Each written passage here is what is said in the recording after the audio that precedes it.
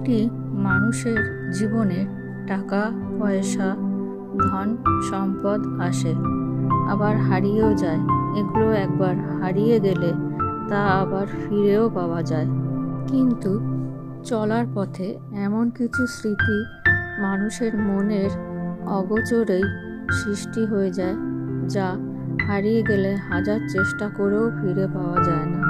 তখন খুব কষ্ট হয়, আর হৃদয়ের গভীরে লুকিয়ে থাকা সুপ্ত বাসনাগুলো সামলাতে না পেরে চক্ষু হতে অশ্রু বিন্দু হয়ে ঝরতে থাকে। বাঁধ ভাঙা নদীর স্রোতের মতো অশ্রু নীরবে ঝরে পড়ে, অঝরে, আর কুড়ে কুড়ে খায় একাকিত্ব।